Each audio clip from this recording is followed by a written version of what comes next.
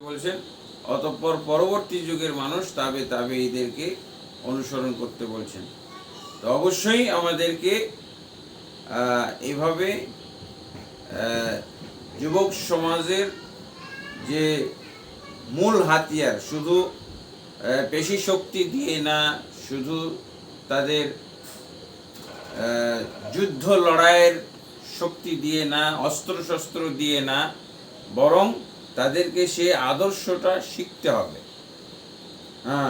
এবং ধারাবাহিকভাবে অগ্রাধিকার ভিত্তিতে আমাদেরকে সমাজ সংস্কার করতে হবে এবং আদর্শ সমাজে পরিণত করতে হবে। যদি আমরা একটা সমাজকে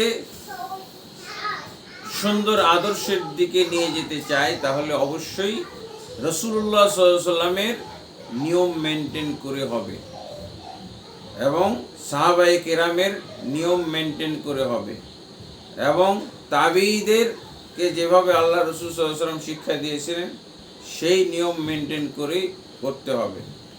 তাহলে রাসূলুল্লাহ সাল্লাল্লাহু আলাইহি ওয়াসাল্লাম সংস্কারের জন্য সর্বপ্রথম যে ধাপটা বেছে নিয়েছিলেন সেটা হলো আকীদাগত সংস্কার। আকীদাগত সংস্কার, আকীদাগত সংস্কার মানে সমাজে যে শিরক রয়েছে, শিরকের বিভিন্ন ধরনের নমুনা রয়েছে এবং শিরকের যে সমস্ত আড্ডাখানা রয়েছে, এগুলো চিহ্নিত করতে হবে এবং এগুলোকে শিরক মুক্ত করতে হবে। তা আমরা আমাদের সমাজে কি দেখি? রাসূলুল্লাহ সাল্লাল্লাহু আলাইহি ওয়াসাল্লামের সমাজে যেমন ছিল মূর্তি পূজা, ব্যক্তি পূজা, প্রায় জাহিলিয়াতের অনেকগুলো আইটেম ছিল। রাসূলুল্লাহ সাল্লাল্লাহু আলাইহি ওয়াসাল্লাম আগে জাহিলিয়াতের আগাছা পরিষ্কার করেছিলেন। আগাছাগুলো প্রায় 110টা মতো, যদি সংখ্যা দিয়ে আমরা বলতে যাই তাহলে 110টা মতো এরকম আছে। তো আমরা মোটা দাগে যেগুলো বলবো সেগুলো হলো জাহিলি সমাজের মধ্যে শিরক চর্চা, কুফরি এবং মূর্তি পূজা, দেবদেবী পূজা এবং ব্যক্তি পূজা, এগুলোর মাধ্যমেই কিন্তু জাহিলিয়াত প্রতিষ্ঠিত হয়েছিল। তা আমাদেরকে অবশ্যই সমাজ সংস্কার করতে হলে রাসূল সাল্লাল্লাহু আলাইহি ওয়াসাল্লামের নিয়ম অনুযায়ী করতে হবে এবং আল্লাহ রাসূল সাল্লাল্লাহু আলাইহি ওয়াসাল্লামের এই ক্ষেত্রে যে হাতিয়ারটা, যে মূলনীতি বা মন্ত্র ব্যবহার করেছিলেন সেটা হলো ইয়া আইয়ুহান নাস কুলু লা ইলাহা ইল্লাল্লাহ, হে জনগণ তোমরা লা ইলাহা ইল্লাল্লাহ বলো, তুফলিহু, ইহকাল এবং পরকালে তোমরা সফল কাম হয়ে যাবে।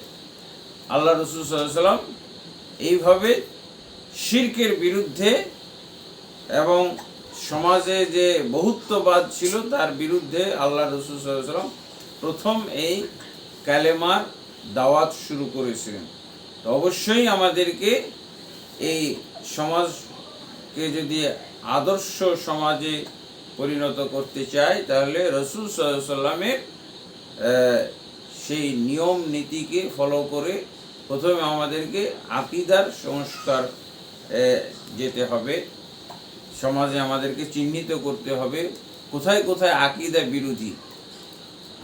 বিরোধী থিওরি, আকীদা বিরোধী, সহিহ আকীদা বিরোধী যে সমস্ত আইটেম আছে এগুলোকে পরিষ্কার করতে হবে।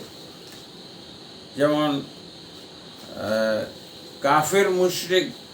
কাফের মুশরিকদের মধ্যে যেমন মূর্তি পূজা ছিল,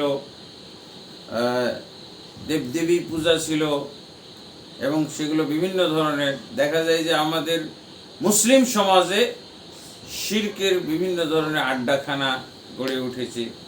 আমরা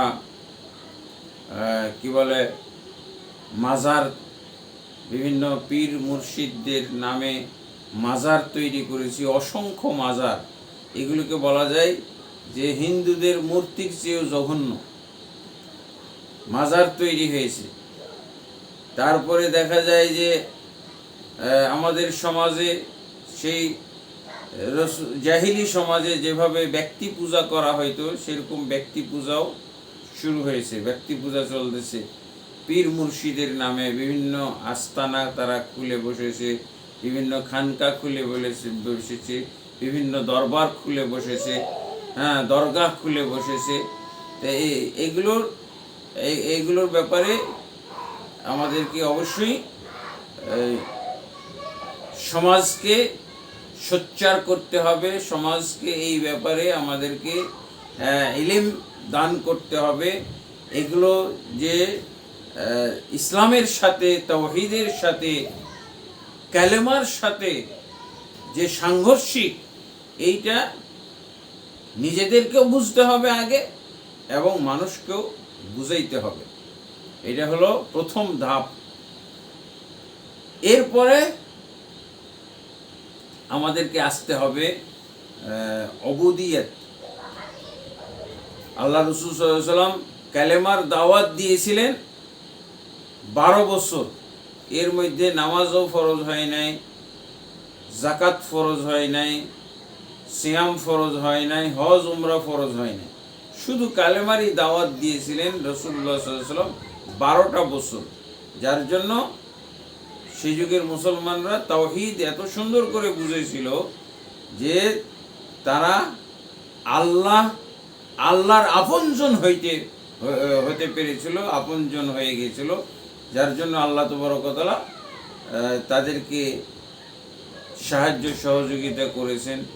সংখ্যায় অল্প হলেও আল্লাহ তাবারক ওয়া তাআলা তাদেরকে বিশাল কাফের শক্তির বিরুদ্ধে জয় দান করেছিলেন, বিজয় করেছিলেন। অবশ্যই যদি আমরা তাওহীদের বলে, সত্যিকার ঈমানের বলে, সহি আকীদার বলে যদি বলিয়ান হইতে পারি, তাহলে আজও আল্লাহ তাবারক ওয়া তাআলা আমাদেরকে বরকত দান করবেন। আমাদের এই ইসলামী সমাজকে বিভিন্ন ধরনের অনিসলামী সমাজ, কাফের মুশরিক সমাজের উপরে আল্লাহ তাবারক ওয়া তাআলা প্রাধান্য দান করবেন। তো রাসূলুল্লাহ সাল্লাল্লাহু আলাইহি ওয়াসাল্লাম 12 বছর শুধু আকীদার দাওয়াত দিয়েছিলেন এই কালেমার ভিত্তিতে। এরপরে আল্লাহ রাসূল সাল্লাল্লাহু আলাইহি ওয়াসাল্লামকে মেরাজে নিয়ে যাওয়া হয়েছিল। সেই মেরাজ থেকে ফিরে এসে তিনি প্রথম 5 ওয়াক্ত সালাতের কথা বলেছিলেন। তো সালাত হবে আকীদা সংস্কার করার পর, অথবা আকীদা সংস্কারকে প্রাধান্য দিয়ে এর সাথে সাথে আমাদের সালাত কায়েম করতে হবে। অবশ্যই এগুলো আসলে জ্ঞানতেন বিষয় না। আমাদের সমাজে কিন্তু অনেক সময় দেখা যায় যে সালাতকে আমরা তুচ্ছ জ্ঞান করে থাকি। সালাতের যে গুরুত্ব থাকার কথা সেই গুরুত্ব আমরা দেই না।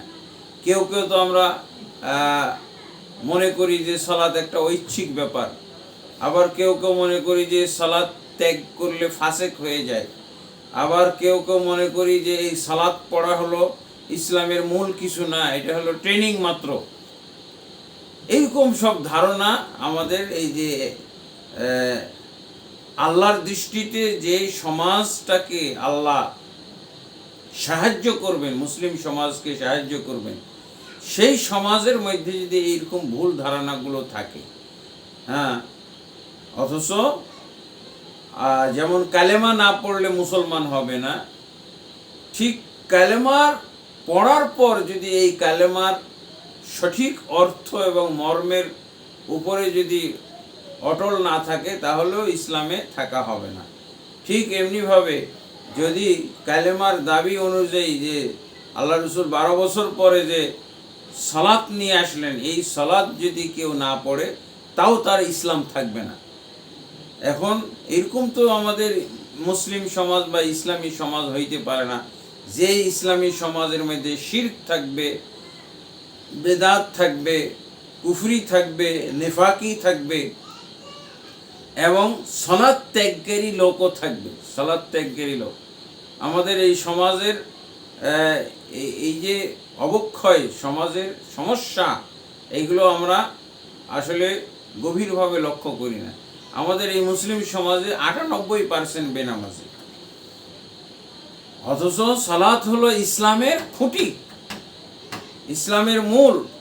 অথচ এই সালাতের আমরা গুরুত্ব অনুধাবন না করার কারণে, যথাযথ গুরুত্ব অনুধাবন না করার কারণে, এবং এই গুরুত্ব সমাজের মানুষের কাছে তুলে ধরতে না পারার কারণে এত বেনামাজির সংখ্যা হয়ে গেছে।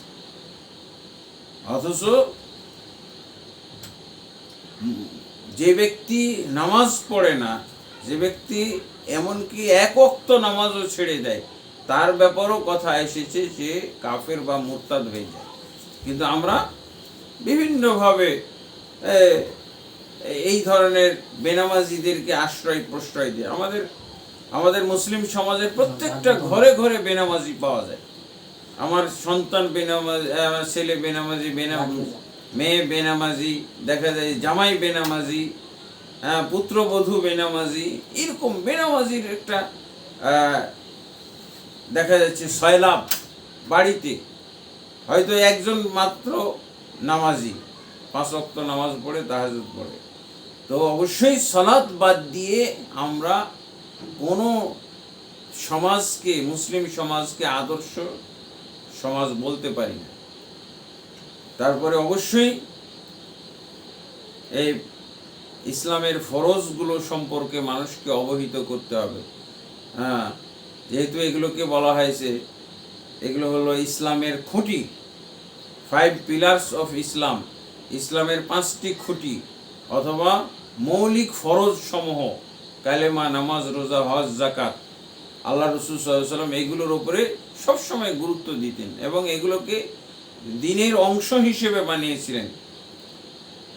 আল্লাহ রাসূল সাল্লাল্লাহু আলাইহি ওয়াসাল্লামকে যখন জিজ্ঞাসা করা হলো, জিবরিল আলাইহিস সালাম জিজ্ঞেস করলেন, মাল ইসলাম, হে আখবিরনি আনিল ইসলাম, হে নবী মুহাম্মদ সাল্লাল্লাহু আলাইহি ওয়াসাল্লাম, আপনি বলেন ইসলাম কাকে বলে। তো রাসূলুল্লাহ সাল্লাল্লাহু আলাইহি ওয়াসাল্লাম ইসলাম কাকে বলে এটা তো স্পষ্ট করে জানিয়ে দিয়েছেন। সহিহ মুসলিমের মধ্যে হাদিস এসেছে, ইসলাম হলো কালেমা, অর্থাৎ আশহাদু আল্লা ইলাহা ইল্লাল্লাহ ওয়া আন্না মুহাম্মাদুর রাসূলুল্লাহ, আল্লাহ ব্যতীত সত্যিকার কোনো মাবুদ নেই, নিশ্চয়ই মুহাম্মদ সাল্লাল্লাহু আলাইহি ওয়াসাল্লাম আল্লাহর রাসূল। তারপরে 5 ওয়াক্ত সালাত কায়েম করা, তারপরে যাকাত আদায় করা, সিয়াম রমাদান পালন করা, হজ, বাইতুল্লাহর হজ উমরা পালন করা।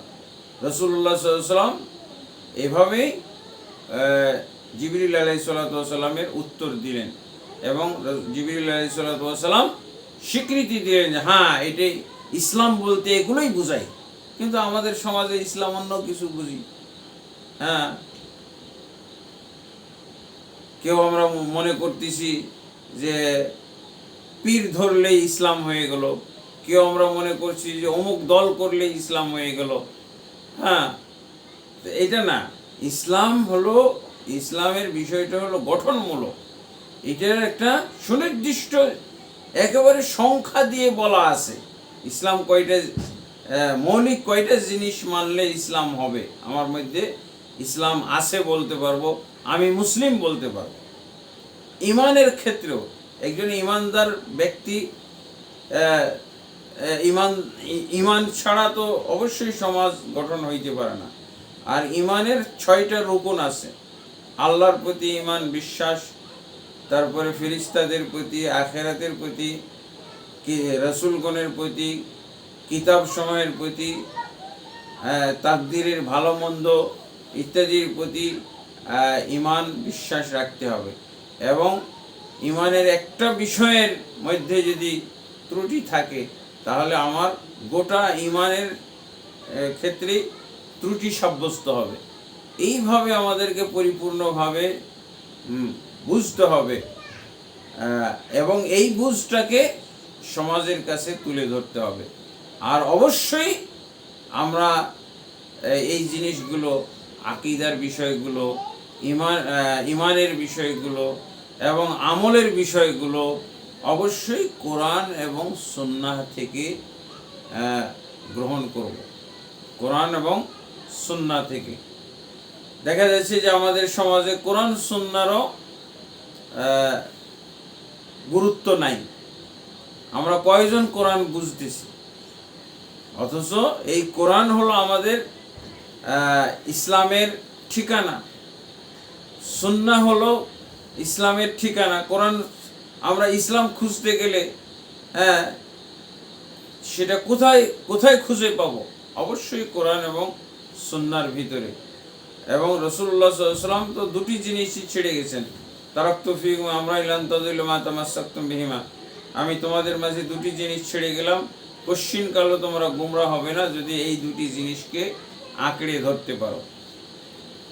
সেটা হলো কিতাবুল্লাহ, একটা হলো আল্লাহর কিতাব, আর একটা হলো রাসূলুল্লাহ সাল্লাল্লাহু আলাইহি ওয়াসাল্লামের সুন্নাহ। এই দুটিকে যদি আমরা আঁকড়ে ধরি, এর আঁকড়ে ধরার অর্থ হলো এখান থেকে আমরা আমাদের আকীদা শিক্ষা নেব, আকীদার বিষয়গুলো জানব, তাওহীদ বুঝবো, এবং শিরক কুফরি থেকে বাঁচার জন্য আমরা যে দিক নির্দেশনা এই কোরআন সুন্নাহর মধ্যে এসেছে, সেই দিক নির্দেশনাগুলো আমরা গ্রহণ করব। তারপরে এগুলো আমরা সেভাবে মানুষের কাছে তুলে ধরব। আর এই পর্যায়ে কিন্তু রাসূলুল্লাহ সাল্লাল্লাহু আলাইহি ওয়াসাল্লাম কোরআনের মধ্যে যেমন এসেছে, ঠিক তেমনিভাবে রাসূলুল্লাহ সাল্লাল্লাহু আলাইহি ওয়াসাল্লাম বলছেন, ফাআলাম আন্নাহু লা ইলাহা ইল্লাল্লাহ। আল্লাহ তাবারক ওয়া তাআলা বলছেন, তুমি জ্ঞান অর্জন করো, জানো। জ্ঞান অর্জন করা বিষয়টাকে আল্লাহ এত গুরুত্ব দিয়েছেন যে লা ইলাহা ইল্লাল্লাহর আগে ফাআলাম শব্দ বলেছেন, ইলম অর্জন করতে হবে। আর রাসূলুল্লাহ সাল্লাল্লাহু আলাইহি ওয়াসাল্লাম বলছেন যে তলাবুল ইলমি ফরিদাতুন আলা কুল্লি মুসলিম, প্রত্যেক মুসলিম ব্যক্তির উপরে জ্ঞান অর্জন করা, ইলম অর্জন করা ফরজ, প্রত্যেকটা বিষয়ে। কারণ ইসলামের তো সর্বক্ষেত্রে দিক নির্দেশনা আছে, ব্যক্তি জীবনে দিক নির্দেশনা দেওয়া আছে। আমি ব্যক্তি জীবনকে সংস্কার যদি করতে চাই, তাহলে সেখানে আমি কোরআন সুন্নাহ থেকে এই ব্যাপারে ইলম পাবো। আমার পারিবারিক জীবন যদি আমি সংস্কার করতে চাই, আসলে তো সমাজ সংস্কারের পূর্ব শর্ত হলো ব্যক্তি সংস্কার লাগবে, আমাকে আমার পরিবার সংস্কার করতে হবে, তারপরে পরের ধাপে আসবে আমাদের সমাজ সংস্কার। ব্যক্তি সংস্কার এবং পরিবার সংস্কার না করে কখনোই আদর্শ সমাজ সংস্কার করা সম্ভব হবে না। ব্যক্তি থেকেই শুরু হবে এই সংস্কারের বিষয়টা। এরপরে ইনশাআল্লাহ আমরা যখন এই বিষয়গুলো, মৌলিক বিষয় সংস্কারের আমরা পয়েন্টের ভিতরে মৌলিক বিষয়গুলোকে আগে রাখব, এরপরে আমাদেরকে পরবর্তী বিষয়গুলোর দিকে গুরুত্ব আরোপ করতে হবে। এরপরে ঠিক যেমন ফরজগুলো আমরা গুরুত্ব দিব পালনের ক্ষেত্রে, ঠিক সমাজকে পবিত্র করার জন্য যে সমস্ত কবিরা গুনাহ আছে, বড় বড় গুনাহ আছে, এই বড় বড় গুনাহ থেকেও আমরা সমাজকে পবিত্র করার চেষ্টা করব। যেমন শিরক, কুফরি, নেফাক, তারপরে সুদ, ঘুষ, তারপরে জিনা, ব্যভিচার, আত্মসাৎ, ওয়াদা ভঙ্গ করা, মাপে কম দেওয়া, ভেজাল মিশানো, জুলুম নির্যাতন করা, চুরি, অপহরণ, ডাকাতি, ছিনতাই, এই যে সমাজকে কলুষিত করে, সমাজকে অশান্ত করে, সমাজের মধ্যে কি বলে আগুন জ্বালিয়ে দেয়,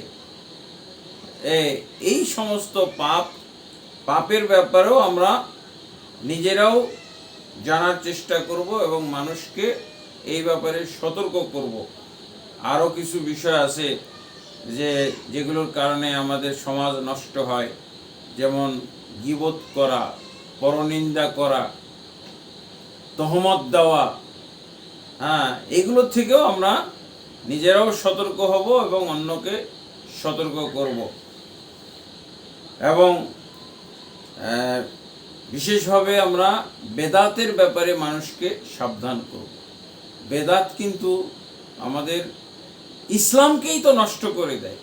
তো সমাজ, আমি তো ইসলাম বাদ দিয়ে কিভাবে আমি আদর্শ সমাজ গঠন করব? যেখানে আমাদের মধ্যে বেদাত আছে বিভিন্ন ধরনের, এই বেদাত থেকে মুসলমানদেরকে মুক্ত করার চেষ্টা করতে হবে। বেদাত একটা বিশাল জগৎ।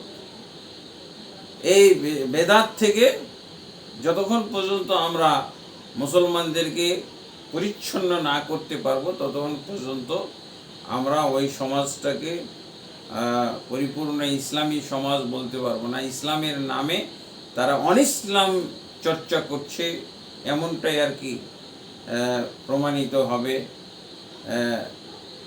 যেমন আমরা বলে থাকি যে ইসলাম হলো আল্লাহ এবং আল্লাহর রসুল যা বলেছেন, রসুল সাল্লাল্লাহু আলাইহি ওয়াসাল্লাম যা করেছেন, রাসূলুল্লাহ সাল্লাল্লাহু আলাইহি ওয়াসাল্লাম যা সমর্থন করেছেন, এই তিনটার আওতায় আমরা যা পাবো সেগুলো আমরা করতে পারবো, সেগুলো আমাদের জন্য করণীয়। আর যেগুলো রসুল করেননি, বলেননি, সমর্থন দেননি, এগুলো না করাটাই হলো ইসলাম। কিন্তু আমাদের সমাজে মানুষ বুঝে না, মুসলমানরা বুঝে না, এমনকি অনেক আলেম ওলামা বুঝে না। এই যে নেগেটিভ সাইডটা, আল্লাহ রসুল যা করেননি এটা করা যাবে না, না করাই ইসলাম।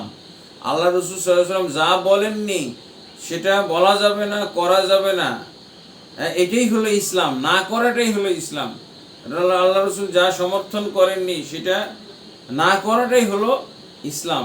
এই জিনিসটা আমরা বুঝি না, যার ফলে আমরা কি বলি, সমস্যা কি? বেদাত করার পর বলতেছে এটা তো ইবাদত, এটা তো সৎ আমল, সৎ কাজ, সমস্যা কি? হ্যাঁ, অথচ সেটা হয়ে গেল মারাত্মক সমস্যা। রাসূলুল্লাহ সাল্লাল্লাহু আলাইহি ওয়াসাল্লাম বলছেন সে উম্মত থেকেই খারিজ। কিসের সে মুসলিম সমাজের মধ্যে থাকবে? রাসূলুল্লাহ সাল্লাল্লাহু আলাইহি ওয়াসাল্লাম বলছেন সে রসুলের উম্মত, রসুলের সমাজের অন্তর্ভুক্ত থাকতে পারবে না, সে খারিজ হয়ে যাবে। মান রাগিবা আন সুন্নতি ফালাইসা মিন্নি, যে আমার উম্মত থেকে যে আমার সুন্নাহ বহির্ভূত আমল করবে সে ব্যক্তি আমার উম্মত থেকে খারিজ। এটা আল্লাহ রাসূল সাল্লাল্লাহু আলাইহি ওয়াসাল্লাম বলেছিলেন তাহাজ্জুদ গুজার লোকদেরকে উদ্দেশ্য করে। তারপরে সারা বছর রোজা রাখবে এরকম ব্যক্তিকে লক্ষ্য করে।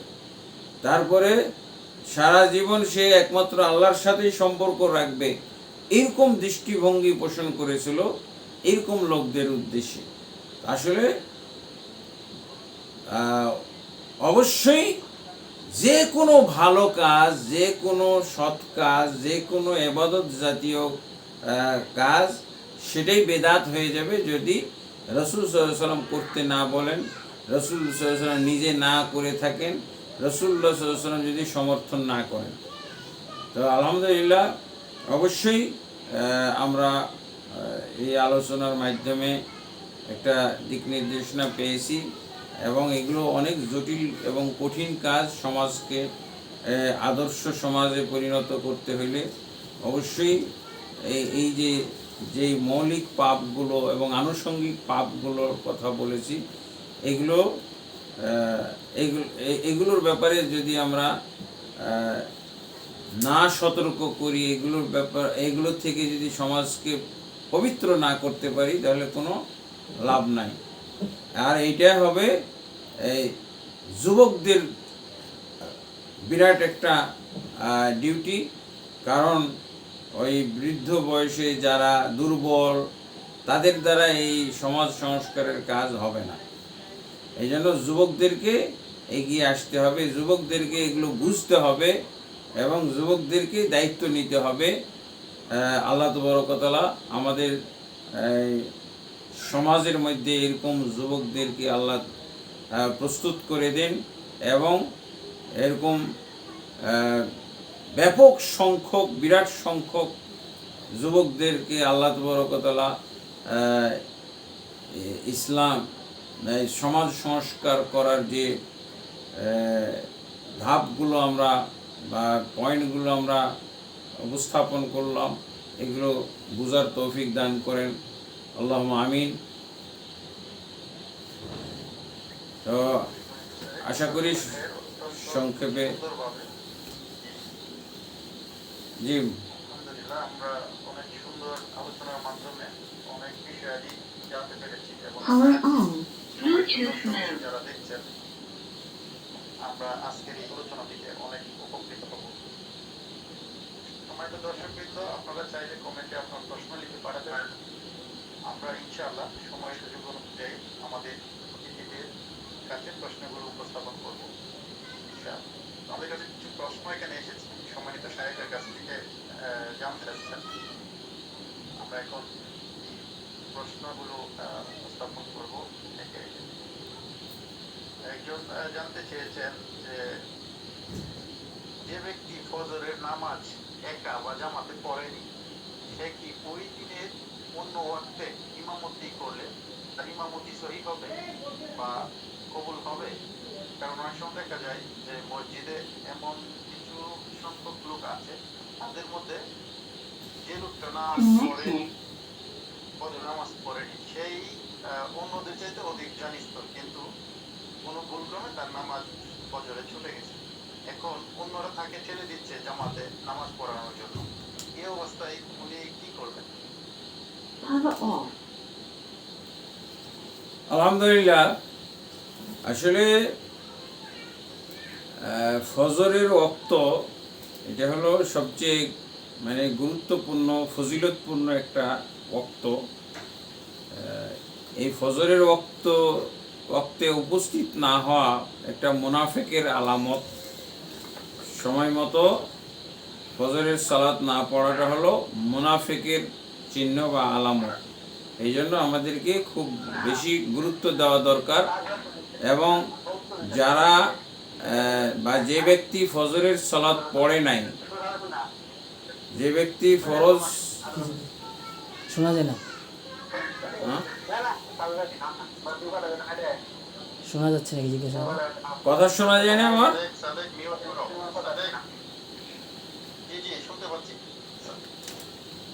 আসলে ফজরের সালাত পড়ে নাই এই অজুহাতটা ইসলামের দৃষ্টিতে গ্রহণযোগ্য নয়। ফজরের সালাত যে কোনো মূল্যে পড়তে হবে। হ্যাঁ, তবে ফজরের সালাত ওয়াক্ত মোতাবেক না পড়ার দুইটা মাত্র গ্রহণযোগ্য কারণ আছে। একটা হলো সে ইচ্ছাকৃতভাবে ঘুমিয়ে থাকে নাই, বরং সে ঘুমিয়ে যাওয়ার পর সে জাগতে পারে নাই। ফজরের টাইমে ঘুমের মধ্যে ছিল, সে হয়তো অ্যালার্ম দিয়েছে বা কেউ তাকে ডেকেছে, টের পায় নাই। ঘুমের কারণে সে ফজরের সালাতটা সূর্য ওঠার আগে পড়তে পারে না। এইটা একটা গ্রহণযোগ্য অজুহাত। আর একটা হলো ভুলে যাওয়ার কারণে। জেগেই ছিল, দেখা যায় বিভিন্ন পরিবেশ পরিস্থিতিতে মানুষ থাকে, অনেক সময় দেখা যায় যে ফজরের টাইমেও ডিউটি চলে অথবা সফর চলে, সফরের মধ্যে আসে। হ্যাঁ, ওই ভুল ক্রমে দেখা গেল যে সূর্য উঠে গেছে, সালাতটা পড়তে পারে না, ফজরের সালাত সূর্য ওঠার আগে পড়তে পারে না। তাহলে এই দুই শ্রেণীর লোক, এই দুইটাই মাত্র কাজা করা বা ওয়াক্ত পার করার অজুহাত আছে।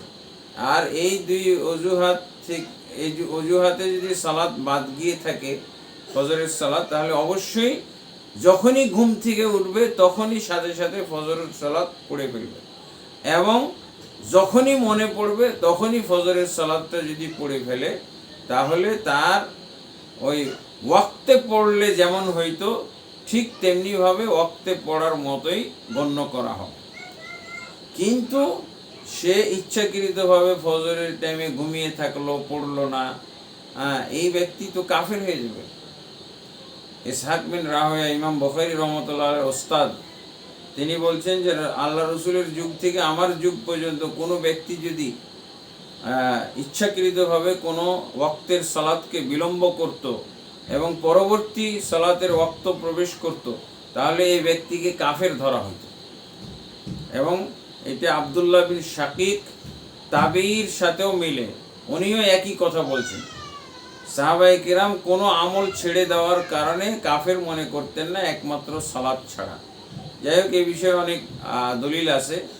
তো যদি কোনো ব্যক্তি এরকম ইচ্ছাকৃতভাবে ফজরের সালাত ছেড়ে দিয়ে থাকে, তাহলে অবশ্যই সে যদি তওবা করে ওই ফজরের সালাত পড়ে, তাহলে ওই ব্যক্তির ইমামতি করাতে কোনো দোষ নেই, সে ইমামতি করতে পারে। আর যদি সে ফজরের সালাত পড়ে নাই, তাহলে তাকে ইমামতি করতে দেওয়া যাবে না। এটা যদি জানা যায়, তাহলে তাকে ইমামতি করতে দেওয়া যাবে না, এখন সে যেই হোক না কেন। জি, আশা করি বোঝা গেছে উত্তরটা। তবে আমাদেরকে অনেক সুন্দরভাবে বুঝিয়ে বলেছেন, এজন্য আল্লাহ তাআলা আপনাকে উত্তম জাযায় খায়ের দান করুন। আরেকজন প্রশ্ন করেছেন, আসসালামু আলাইকুম রাহমাতুল্লাহ, আলামিনা আহমেদ, সৌদি আরব। প্রিয় শায়খ, দান সাদকা করার ক্ষেত্রে গোপনীয়তা বজায় রাখার ফজিলত হাদিসে অনেক এসেছে, যাতে রিয়া বা লোক দেখানোর উদ্দেশ্য না থাকে এবং সওয়াব বিনষ্ট না হয়। রাসূলুল্লাহ সাল্লাল্লাহু আলাইহি ওয়াসাল্লাম বলেছেন, ডান হাত দান করে বাম হাত তা জানতে পারে না। এই হাদিস দ্বারা দানের সর্বোচ্চ গোপনীয়তা উৎসাহিত করা হয়েছে। আমি উক্ত সংগঠনের প্রচার সম্পাদক। আপনার কাছে আমার একটি প্রশ্ন, আমরা দান ও সহযোগিতার পর তা প্রচার করি আমাদের সংগঠনের পেজে। আমাদের উদ্দেশ্য হলো আমরা যে ভালো কাজ করতেছি সেটা মানুষকে অবগত করা, এবং তারা যেন আমাদের এই ভালো কাজের উদ্যোগ দেখে অন্যান্য গ্রামবাসী, এলাকাবাসী, যুবকরা যেন উদ্বুদ্ধ হয়, এবং সেই অনুসারে যেন তারাও এই কাজে উৎসাহিত হয়ে তারাও যেন এরকম ভালো কাজের সাথে সম্পৃক্ত হয়। এই ব্যাপারে আপনার কাছ থেকে আপনার পরামর্শ বা দিক নির্দেশনা আশা করছি। আলহামদুলিল্লাহ, এই বিষয়ের ব্যাপারে, সাদাকার ব্যাপারে তো অবশ্যই দুইভাবে সাদাকা করা যায়, এটা কোরআনেও এসেছে। ইন তুবদুস সাদাকাত ফানি'ম্মা হিয়া, আল্লাহ নিজেই বলছেন, যদি তোমরা প্রকাশ্যভাবে সাদাকা করো তাহলে এটাও উত্তম। তবে আমার তাওহীদ ও ইখলাস নিয়ন্ত্রিত থাকতে হবে, যেন আমি লৌকিকতার মধ্যে না পড়ে যাই, লোক দেখানো। রাসূলুল্লাহ সাল্লাল্লাহু আলাইহি ওয়াসাল্লাম বলছেন যে মান তাসাদ্দাকা ইউরাই ফাকাদ আশরাকা, যে ব্যক্তি সাদাকা করে দেখানোর জন্য, এটা সাদাকা বলে গণ্য হবে না, সৎ আমল বলে গণ্য হবে না, এটা শিরকে রূপান্তরিত হয়ে যাবে। ফাকাদ আশরাকা, এটা শিরকে রূপান্তরিত হবে। মুসনাদ আহমদের মধ্যে হাদিসটা এসেছে। অতএব যদি আমি আমার অন্তরকে নিয়ন্ত্রণ রাখতে পারি, আমি লোক দেখানো, লোক শোনানো এবং লোকদের কাছে কোনো ধরনের সুনাম সুখ্যাতি অর্জনের জন্য যদি আমি না দিয়ে থাকি, তাহলে প্রকাশ্যভাবে দান করাও এটা জায়েজ আছে এবং উৎসাহিত করা হয়েছে। এবং যদি অন্তরকে ইখলাস দ্বারা তাওহীদের উপরে নিয়ন্ত্রণ রাখা যায়, তাহলে প্রকাশ্যভাবে দান করলেও কোনো দোষ নাই, যদি উদ্দেশ্য হয় অন্যকে উদ্বুদ্ধ করা, অন্য ব্যক্তিকে দানের জন্য উৎসাহিত করা। আল্লাহ রাসূল সাল্লাল্লাহু আলাইহি ওয়াসাল্লাম প্রকাশ্যভাবেও দান আদায় করতেন, এরকম অনেক নজির আছে। আল্লাহ রাসূল সাল্লাল্লাহু আলাইহি ওয়াসাল্লাম প্রতিযোগিতা দিতেন, যেমন তাবুকের যুদ্ধে দান করার ক্ষেত্রে আবু বকর রাদিয়াল্লাহু আনহু, ওমর রাদিয়াল্লাহু আনহু, ওসমান রাদিয়াল্লাহু আনহু, আলী রাদিয়াল্লাহু আনহুর সাথে দানের ক্ষেত্রে প্রতিযোগিতা হয়েছিল। আবু বকর রাদিয়াল্লাহু আনহু ফার্স্ট হয়েছিলেন। তো এগুলো আল্লাহ রাসূল সাল্লাল্লাহু আলাইহি ওয়াসাল্লাম অনেক সময় প্রকাশ করতেন এবং জানাইতেন, যাতে করে অন্যরা উদ্বুদ্ধ হইতে পারে। তো আপনাদের মধ্যে যেটা শুনলাম যে অনেকেই এরকম দান করার পর লেখেন বা লেখা হয় যে অমুক এত দান করেছে, এটা সমস্যা না, এটাতে কোনো সমস্যা নাই আশা করি। তাওহীদের বিষয়টা আপনারা অবশ্যই সবাইকে মানে গুরুত্ব সহ বলবেন দানের ক্ষেত্রে, তাহলে আর কোনো সমস্যা হবে না। আশা করি আপনারা উত্তরটা পেয়েছেন। জাযাকাল্লাহ খাইর। মানিক সাহেব, অবশ্যই আলহামদুলিল্লাহ আহমেদ, আপনার প্রশ্নের উত্তর পেয়েছেন আশা রাখছি। এবং আরেকজন প্রশ্ন করেছেন আনিক ইসলাম রাতুল, তিনি জানতে চেয়েছেন আপনার কাছে চল্লিশা করা কি শরীয়ত সম্মত? আলহামদুলিল্লাহ, আমি কিছুক্ষণ আগে যে আলোচনা করলাম বিদআত, সমাজের মধ্যে যেই বিদআতগুলো আমাদের মধ্যে প্রচলিত দেখা যায়, তার একটি বিদআত হলো এই চল্লিশা করা। আসলে তো ইসলামে খানা খাওয়ানো একটা জান্নাতে যাওয়ার আমল, কিন্তু এটা কোনো উপলক্ষকে কেন্দ্র করে না। হ্যাঁ, আমাদের এবং কোনো অন্য বাতিল ধর্মের অনুসরণে হবে না। যেমন হিন্দু ধর্মের মধ্যে মৃত্যুবরণ করলে তার পক্ষ থেকে শ্রাদ্ধ করা, খানা খাওয়ানো, এটার নিয়ম আছে। আর আমাদের ইসলাম ধর্মে মৃত ব্যক্তির ক্ষেত্রে সদাকা জারিয়া করার নিয়ম আছে, চলমান সদাকা, গতিশীল সদাকা। তো যেহেতু চল্লিশা করাটা মৃত ব্যক্তিকে কেন্দ্র করে বা তার উদ্দেশ্যে খরচ করা হয়, কিন্তু আসলে জীবিতরাই উপকৃত হয়, মৃত ব্যক্তি উপকৃত হয় না।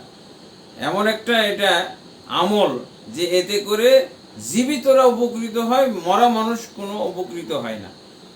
হ্যাঁ, এই যে পেট ভরে রকমারি খানা খাইলো আর নামকে ওয়াস্তে শুধু একটা দোয়া করে দিল, হুজুরকে দিয়ে সম্মিলিত যারা যারা খাইলো তারা দোয়া করলো, এগুলো হলো দুইটাই ডাবল বেদাত।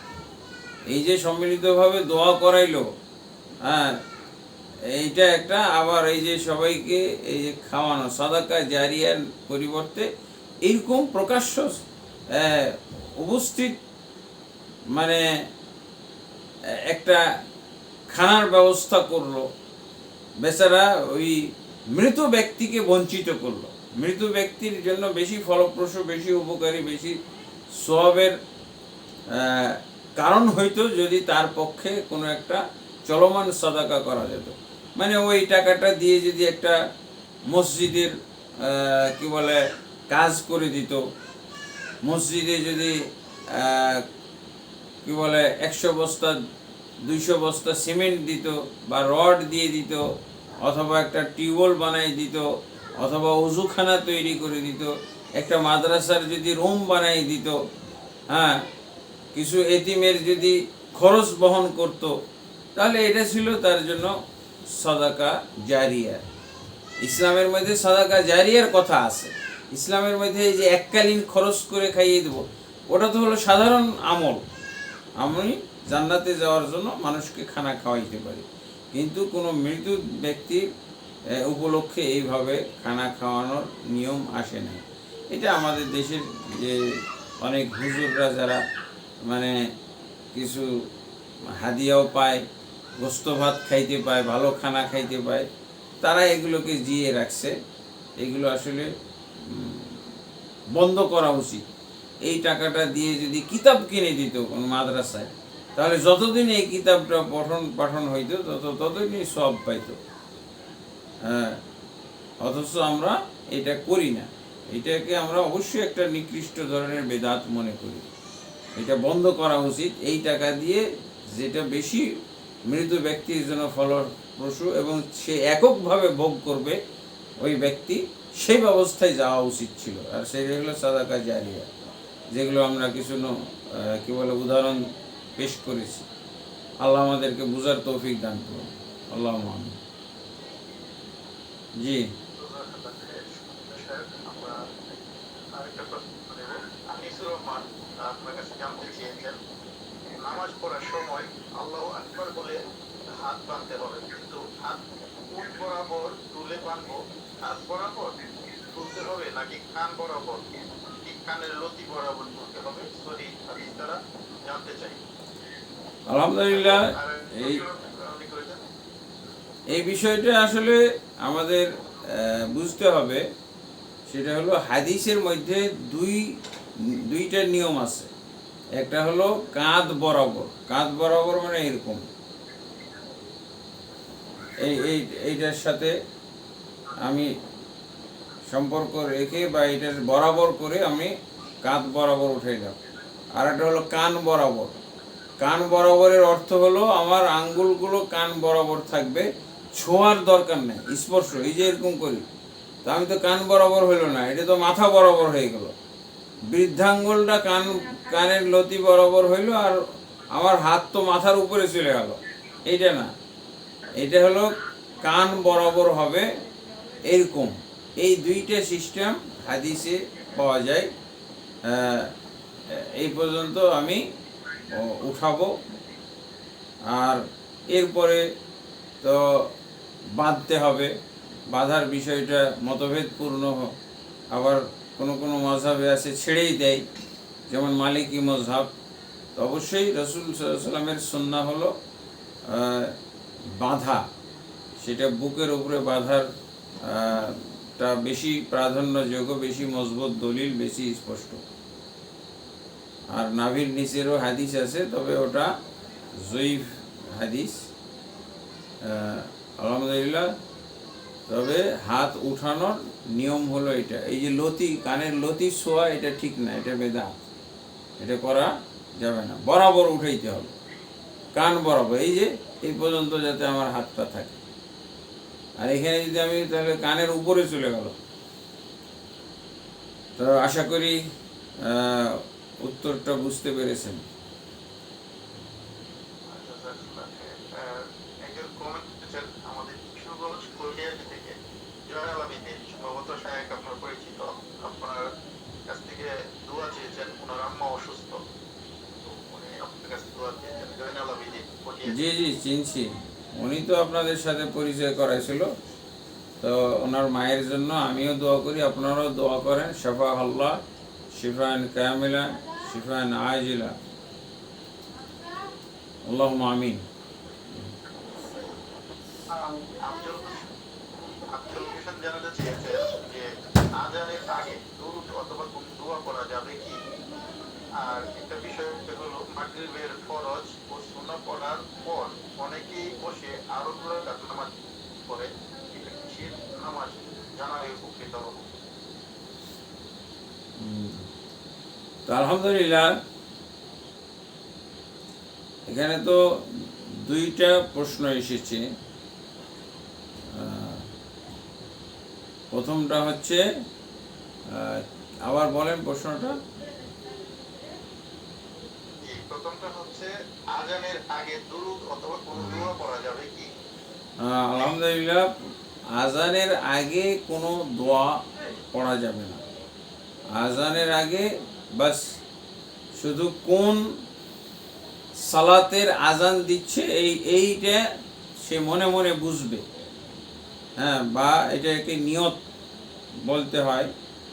সে শুধু নিয়তটা করবে যে আমি অমুক নামাজের আজান দিচ্ছি, বাস এতটুক মনে থাকবে। আর প্রথম শব্দ সে মাইকে যেটা উচ্চারণ হবে সেটা হলো আল্লাহু আকবার। এর আগে দুরুদ পড়া অথবা কোনো দোয়া পড়া একেবারে নিকৃষ্ট বিদআত। এটা বললে গুনাহ হবে, কারণ রাসূলুল্লাহ সাল্লাল্লাহু আলাইহি ওয়াসাল্লাম বলেননি।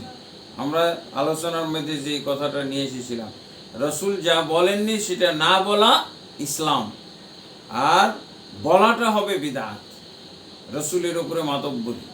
তো অবশ্যই আজানের আগে আল্লাহ রাসূল সাল্লাল্লাহু আলাইহি ওয়াসাল্লাম কখনো কোনো দোয়া অথবা দুরুদ পড়ার ব্যাপারে কোনো সাহাবীকে শিক্ষা দেননি। আর আল্লাহ রাসূল সাল্লাল্লাহু আলাইহি ওয়াসাল্লাম আজানের পরে দুরুদ শিক্ষা দিতে পারলেন, উনি আজানের আগে শিখাইতে পারতেন না? এটা ছাড়া পড়ে গেছে। এটা হলো মারাত্মক ভুল। যে রসুল আজানের পরে দোয়া শিক্ষা দিলেন, সেই রসুল আজানের আগে কেন শিক্ষা দিলেন? আগেরটা তাহলে উনি বুঝেননি, পরেরটাই শুধু বুঝেছেন, আর আগেরটা এই মৌলবি এই হুজুর বুঝলো। এইগুলো হলো বিদআত, এগুলো অবশ্যই গুনাহ, এগুলো বর্জন করতে হবে। হ্যাঁ, আল্লাহ আমাদেরকে হেদায়েত দান করুন। জি। আর দ্বিতীয়টা হলো মাগরিবের পরে যে দ্বিতীয় প্রশ্ন হলো মাগরিবের পরে যে 6 রাকাত সালাত পড়া হয়। হ্যাঁ, এটা এই ব্যাপারে যে হাদিসগুলো এসেছে এগুলো সবই দুর্বল হাদিস, এবং এই সালাতটাকে আওয়াবিনের সালাত বলা হয়। এই দিক থেকে এটা হলো ডাবল ভুল। এক তো এই 6 রাকাত নামাজ জয়ীফ হাদিস ভিত্তিক, হ্যাঁ, তবে সহিহ হাদিসের ভিত্তিতে 2 রাকাত সালাত পড়তে পারে নফল, সেটা আছে, কিন্তু সেটাকে আওয়াবিন বলা যাবে না। আওয়াবিনের সালাত হলো জোহরের আগে, জোহরের ওয়াক্ত প্রবেশ করার আগে।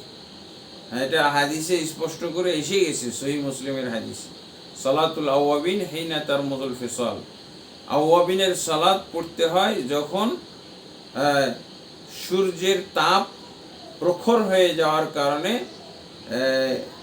ঘোড়া বা উটের বাচ্চা আর মরুভূমি বালুতে চলতে পারে না, বালু উত্তপ্ত হয়ে যাওয়ার কারণে আর বালুতে চলতে পারে না। হ্যাঁ, আগের যুগে তো ঘড়ি ছিল না, এইভাবে টাইমটা বোঝানো হয়েছে। অতএব মাগরিবের পরে শুধু 2 রাকাত নফলের কথা সহিহ হাদিস দ্বারা প্রমাণিত আছে, কিন্তু এই যে 6 রাকাতের যে হাদিসটা এবং তার সাথে যে ফজিলত উল্লেখ করা হয় সবগুলোই জয়ীফ জাল। অতএব এটা আমল না করাটাই উচিত। শুধু নফল হিসেবে 2 রাকাত আমি পড়তে পারি, তবে এটাকে আওয়াবিনের সালাত বলা যাবে। এটা মাগরিবের সংশ্লিষ্ট একটা নফল সালাত। এই বিশ্বাসে, এই ধারণায় আমাদেরকে পড়তে হবে। আশা করি বিষয়টা বুঝতে পেরেছেন। আল্লাহ তাবারক ওয়া তাআলা আমাদের সকল আমলকে শুদ্ধভাবে করার তৌফিক দান করুন। জি।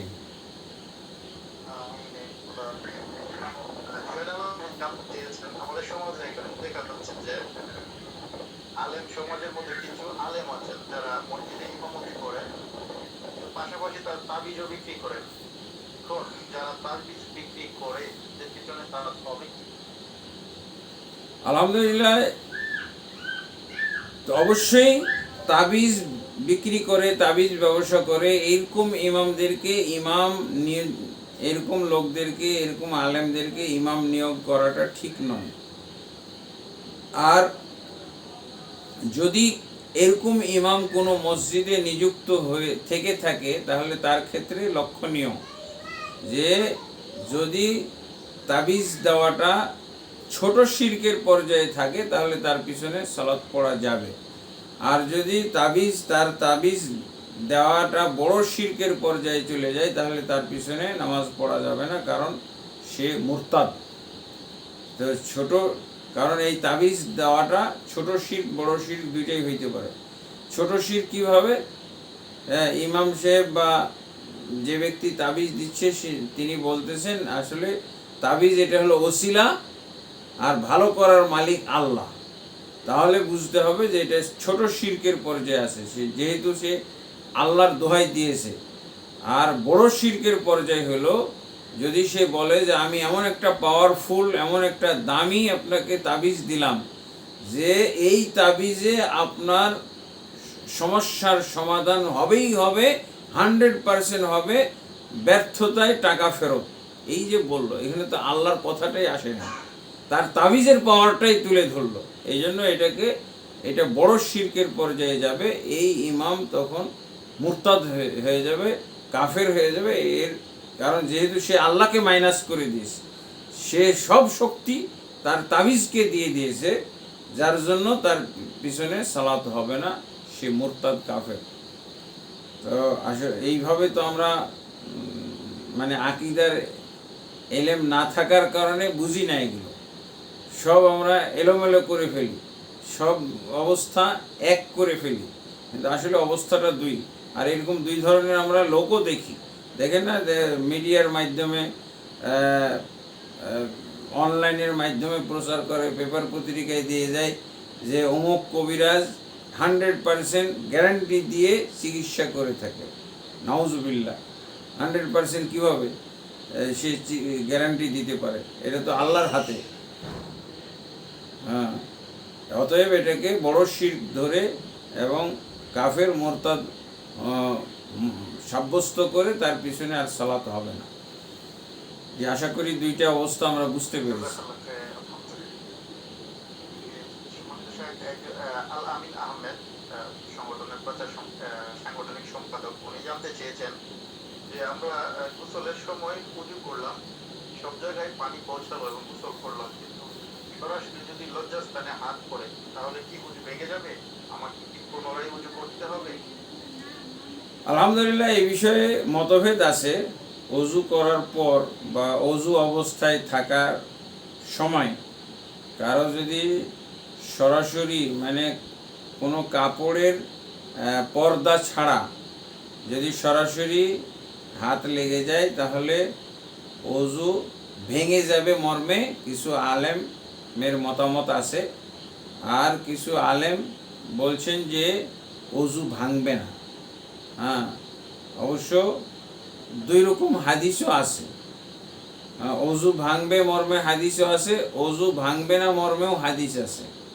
তবে অজু ভাঙবে না এই মর্মে যে হাদিসটা আছে, হাদিসটা হলো দুর্বল। আর অজু ভাঙবে এই বিষয়ে যে হাদিসটা আছে সেটা হলো সবল বা অধিক সহি গ্রহণযোগ্য।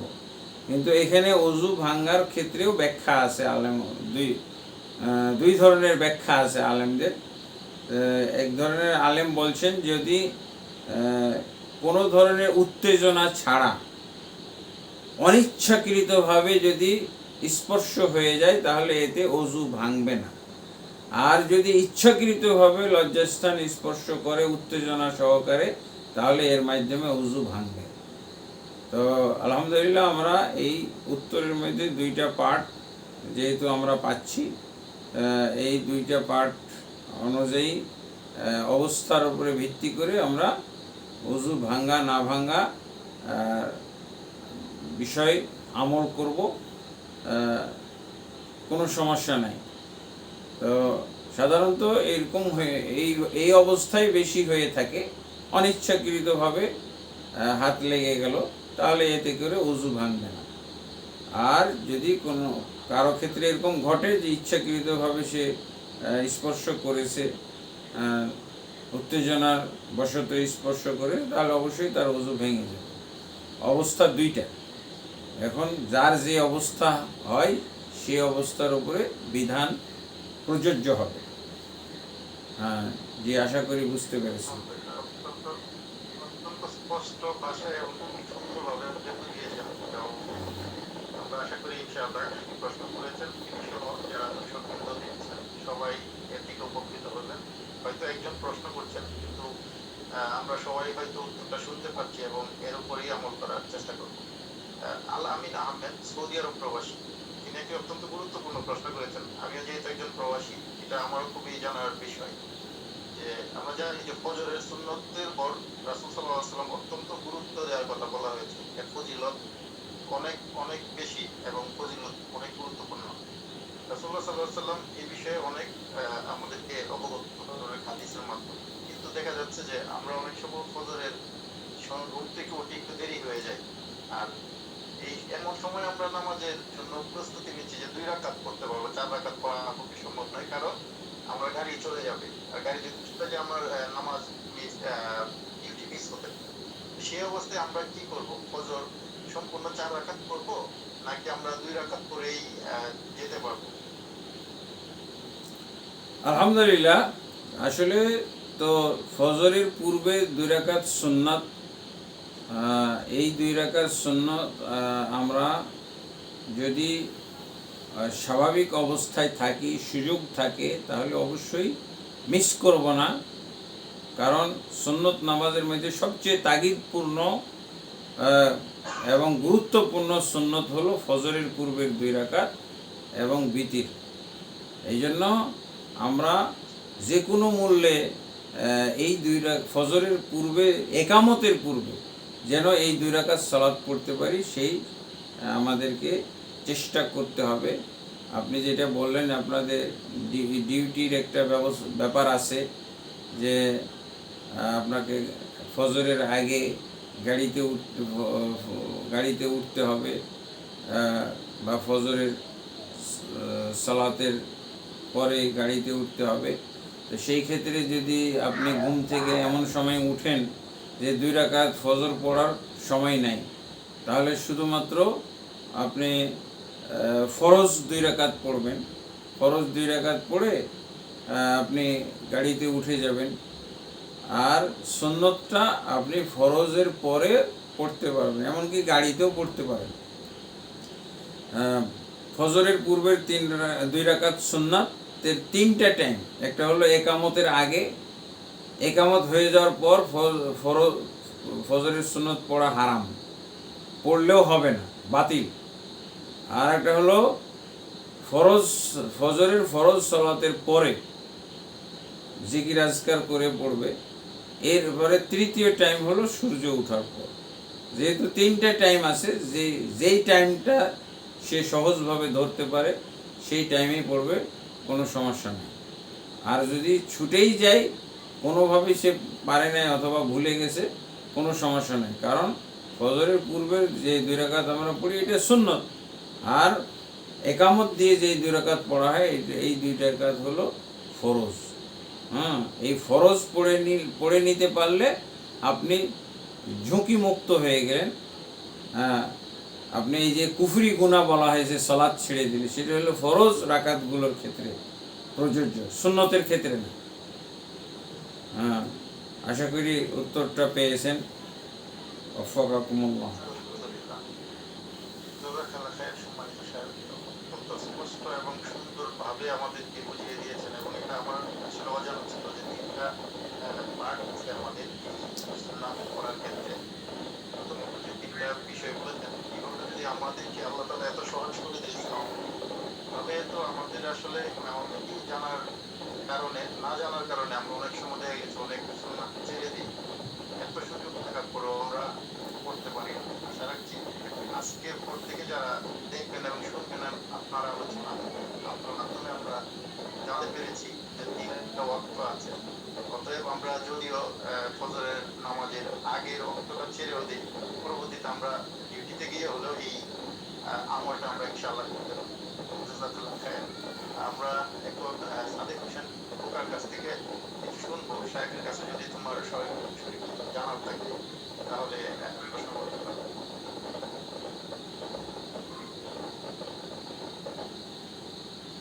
আসসালামু আলাইকুম ওয়া রাহমাতুল্লাহ। ওয়ালাইকুম আসসালাম ওয়া রাহমাতুল্লাহ। জি আলহামদুলিল্লাহ। বলেন কি জানার আছে? এবং আমাদের আজকাল সংগঠনের সভাপতি আপনাকে জিজ্ঞেস করে বলি, এরপর আমি সাইকে প্রশ্ন করতে চাইছি। আপনার বাংলাদেশ টাইম তো অনেক রাত হয়ে গেছে, এই জন্য আমাদের প্রশ্ন করবো আর বাড়ায় না, সাইকের হয়তো ঘুমের সমস্যা হবে। সংক্ষেপের মধ্যে আমাদের একটা শেষ করে দিয়ে ইনশাআল্লাহ। এখানে প্রশ্ন জানার আছে যে একটা খুবই গুরুত্বপূর্ণ, যেহেতু প্রবাসীর ক্ষেত্রে আমরা এই প্রশ্নটা পেয়েছি। একটা প্রবাসী, ইতালি প্রবাসী সম্ভাবনা আমি জানি না সঠিক, তবে ইউরোপের একটি দেশ থাকে, লিথুনিয়া অথবা আলবেনিয়া, এরকম একটা দেশ। ওনার প্রশ্ন আছে যে, প্রিয় মুহতারাম হাজিরিন, আপনার কাছে আমার প্রশ্ন, কাজে থাকার কারণে জুমার সালাত পড়তে পারি না, এ ব্যাপারে করণীয় কি? তিনি একজন ইউরোপ প্রবাসী। আলহামদুলিল্লাহ, আসলে জুমার সালাত অত্যন্ত গুরুত্বপূর্ণ, যে এই জন্য দেখা যায় যে জুমার কারো যদি সালাত ছুটে যায় তাহলে তার মোহর মেরে দেওয়া হয়। এরকম কিছু হুমকিমূলক হাদিস বা দলিল আছে। অতএব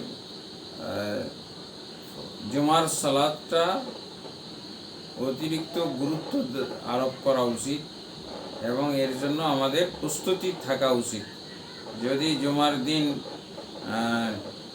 সে একান্তই সুযোগ না পায় জুমা পড়ার জন্য, মসজিদ যদি তার আশপাশে না থাকে এবং সে ডিউটিতে থাকে, যদি ডিউটি ছুটি নেওয়া সম্ভব হয় জুমার দিন, তাহলে সেই জুমার দিন এই জুমার জন্যই ছুটি নেওয়া উচিত। আর যদি ছুটি পাওয়ার সম্ভাবনা না থাকে বা সুযোগ না থাকে, তাহলে সেই ক্ষেত্রে সে জোহর পড়বে।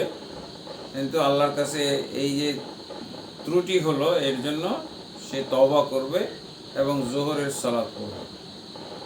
এটাই তার জন্য সমাধান। তো অবশ্যই আমাদের জুমার ব্যাপারে বাড়তি গুরুত্ব দিতে হবে। জোহরের সালাতের চেয়ে জুমার সালাতের গুরুত্ব বেশি, যার জন্য তো জোহরকে চেঞ্জ করে জুমা করা হয়েছে। হ্যাঁ, এই জন্য বাড়তি কিছু গুরুত্ব এসে গেছে। তো এটা আমাদের অনেক সময় হয়তো অনুধাবনের অভাবের কারণে আমরা জুমা ছেড়ে দেই, ডিউটির অজুহাতে, চাকরির অজুহাতে, ব্যবসা বাণিজ্যের অজুহাতে আমরা ছেড়ে দিই। যদি গুরুত্বটা আমরা ঠিকমতো অনুধাবন করতাম, হয়তোবা এই অজুহাতগুলো মাইনাস হয়ে যেত। তো যদি কোনোভাবেই এই অজুহাত থেকে মুক্ত না হওয়া যায়, তাহলে অবশ্যই ফাত্তাকুল্লাহ মাস্তাতাতুম, তোমরা আল্লাহকে ভয় করো যতদূর তোমাদের সাধ্যে কুলায়। সেই হিসেবে উনি জোহর পড়বে। কিন্তু জোহর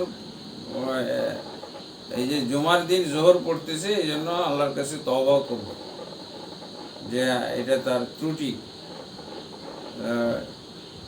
আশা করি উত্তরটা পেয়েছেন। জাযাকুমুল্লাহ খাইরান।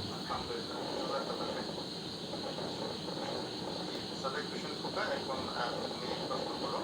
স্যারের সাথে কথা বলে আমরা ইনশাআল্লাহ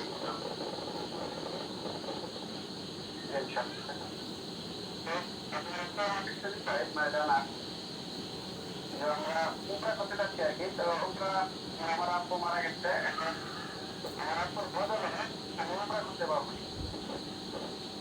বদলে আসলে ওমরা যেহেতু নফল ইবাদত, তারপরেও উনি কি হজ করেছেন? হজ ফরজ না হয়ে থাকে, তাহলে তার পক্ষে উমরা করাটা এত জরুরি না। যদি আপনি নিজের জন্য উমরা করতে গেছেন, উমরা করতে গিয়ে যদি আপনি একাধিক উমরা করার সুযোগ পান, তাহলে একটা উমরা আপনি আপনার পিতার নামে করবেন। এটা আলেম ওলামাদের ফতোয়ায় পাওয়া যায়। কিন্তু নফল উমরা কারো পক্ষ থেকে করার ব্যাপারে সহি কোনো হাদিস পাওয়া যায় না। এটা হজ্জের উপরে কিয়াস করে অনেকে ফতোয়া দিয়েছেন যে হজ যেহেতু বদলে করা যায় বা বদলে করার নিয়ম আছে, তাহলে উমরাও বদলে করা যাবে। এই ব্যাপারে উমরার ক্ষেত্রে স্পষ্ট হাদিস নেই, অস্পষ্ট আছে এবং কিয়াস আছে, অনুমান করে, হজের উপরে অনুমান করে। এই জন্য আপনার বাড়তি এর জন্য টাকা খরচ করা বা কষ্ট করার কোনো প্রয়োজন নাই। যদি নিজের জন্য উমরা করতে যান, তাহলে আনুষঙ্গিকভাবে যদি একাধিক উমরার সুযোগ পান, মানে মিকাত অতিক্রম করে গেছেন এবং আবার ফিরে আসার সময় যে উমরাটা করবেন ওইটা হয়তো পিতার নামে করলেন, এরকম। আসলে তো বদলি করার বিষয়টা এইভাবে এই জন্য এসেছে যে একজনকে দায়মুক্ত করতে হবে। হ্যাঁ, আমি দায়বদ্ধ হয়ে আছি, আমার উপরে হজ ফরজ, উমরা তো ফরজ না, হজ ফরজ হয়, কিন্তু এই ফরজ থেকে দায়মুক্ত করার জন্য বদলির সিস্টেম ইসলামে দেওয়া হয়েছে। কিন্তু উমরা যেহেতু নফল, এর জন্য কোনো দায়বদ্ধতা নাই। কাজে আপনি দায় ছাড়ানোর জন্য তার জন্য উমরা করবেন, এইটা প্রয়োজন নাই।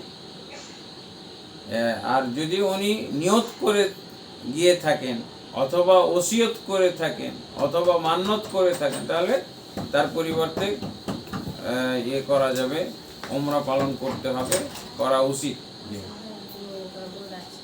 আশা করি বুঝতে পেরেছেন। তাহলে আমার বাবা যখন দিতে ছিল চিন্তা ছিল একটা বলছো আমি হয়তো ইন্টিগ্রেট করতাম প্রায় 7-8 বছর হয়েছে। আমি এমনি সৌদি আরব আছি, আমার কাছ থেকে তোমরা করলে মনে করেন সেরকম টাকা খরচ হয়ে যাবে, মানে বাংলাদেশের 2,000 টাকা মতন খরচ হয়। তা আপনি আপনি পারলে তার জন্য হজ করে ফেলেন, হজের সাথে তো উমরাটাও হয়ে গেল, যেহেতু সৌদি আরবে আছেন।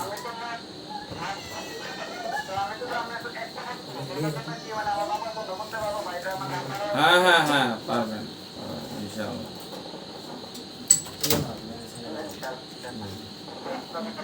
হাইয়াকুমুল্লাহ ওয়া রাহমাতুল্লাহ। তাহলে আজকের আলোচনায় আমরা যে বিষয়গুলো স্পষ্টভাবে বুঝতে পেরেছি যে যুব জাতির শক্তি নয় এবং উম্মার ভবিষ্যৎ, একতাবদ্ধ যুবকরা পারে সমাজের শান্তি, উন্নয়ন ও নৈতিকতা ফিরিয়ে আনবে। ইসলাম আমাদের শিক্ষা দেয় ভাতৃত্ব, ঐক্য এবং আল্লাহর রাজ্যকে দৃঢ়ভাবে ধারণ করতে। আসুন আমরা ঐক্যবদ্ধভাবে দিনের পথে চলার সংকল্প করি। আমাদের যুব সমাজ সেই সাহস, দিক নির্দেশনা ও সঠিক শিক্ষা দিয়ে গড়ে তোলে। আল্লাহ তাআলা আমাদের সকলকে কবুল করুন, আমাদের যুবকদের দিনের পথে পরিচালিত করুন এবং আমাদের সমাজকে আদর্শ সমাজে রূপান্তরিত করুন। আমিন ইয়া রাব্বুল আলামিন। আজকের আল্লাহুম্মা ইসলামিক টকশোতে আমাদের সঙ্গে ছিলেন ডক্টর আকরামুজ্জামান বিন আব্দুল সালাম হাফেজাহুল্লাহ। তাকে জানাই কৃতজ্ঞতা। জাযাকুমুল্লাহ ওয়া ইয়াকুম। আমাদের সাথে যুক্ত ছিলেন প্রবাসী যুবক সাদিক হোসেন। আপনিও ধন্যবাদ ও দোয়া। দর্শকবৃন্দ, আপনারাও আমাদের সঙ্গে ছিলেন, এই জন্য আপনাদের সবাইকে জানাই আন্তরিক মোবারকবাদ, ভালোবাসা। আজকের মতো লাইভটি এখানেই সমাপ্ত করতে যাচ্ছি। আসসালামু আলাইকুম ওয়া রাহমাতুল্লাহি ওয়া বারাকাতুহু। ওয়ালাইকুম আসসালাম ওয়া রাহমাতুল্লাহ। আল্লাহ তাআলা আপনাদের সকলকে আইমান